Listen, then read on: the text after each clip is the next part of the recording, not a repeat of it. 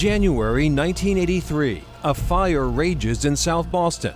This one is personal. They burned the Boston Sparks Association Club. The meeting place for area Sparks, also known as fire buffs. A fire buff is a person that has an interest in the fire service, the techniques, the operations, the apparatus, the manpower, how things are fulfilled on a fire ground. Most of the fire buffs will do things to preserve the history of the fire buffing and also to support what they can for the fire service in general.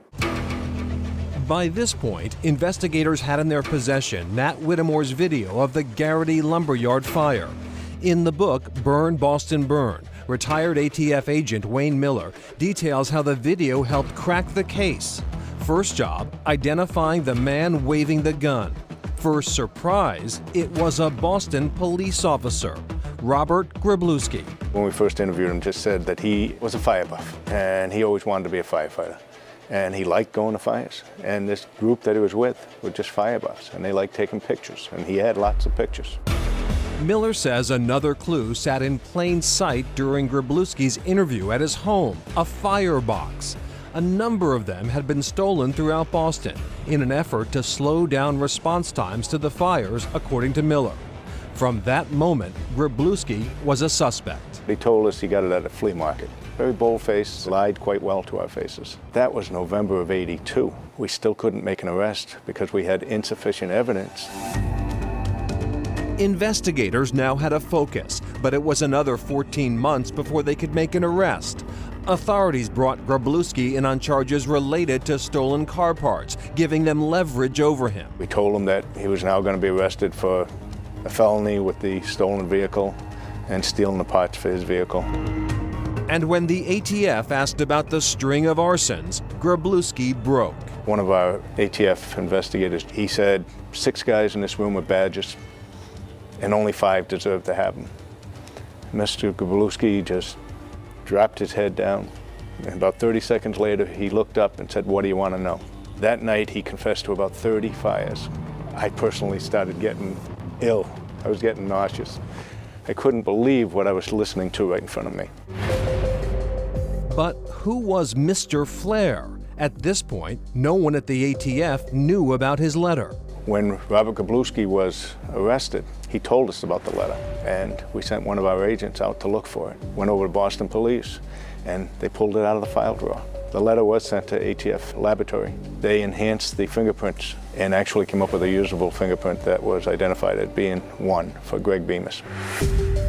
Bemis, a Boston Housing Authority police officer, was arrested and jailed in Salem. Incredibly, he ended up in the same cell with 2 of his co-conspirators, Wayne Sandin and Donald Stackpole, who had been arrested on arson, conspiracy, and obstruction of justice charges. And they were there for a couple of weeks, and Donald Stackpole started talking about murdering witnesses, including his friend Robert Grabluski, the police officer. And because of that conversation, Greg Bemis had enough and called his attorney.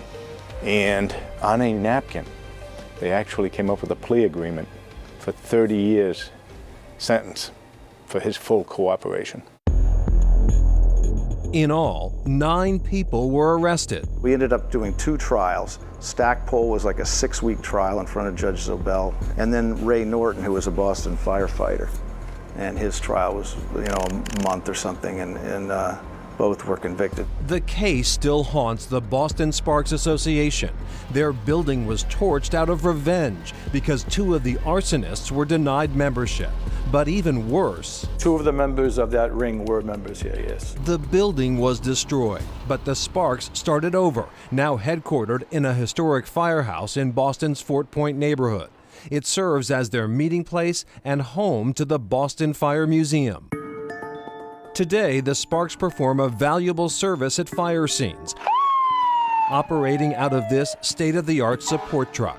It's rehabilitation of the firefighters on the scene. They get overheated with the tremendous amount of gear that they have. So it's our job to make sure they're hydrated, they're rested, they have some nourishment. Oh, a major misconception is that we're a bunch of Looney Tunes who are just chasing red trucks down the street for some sort of excitement and joy and all that.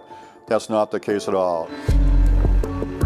That's not the case now, but the Sparks' reputation took a hit because of the crimes committed in the early 80s. Glad they got caught.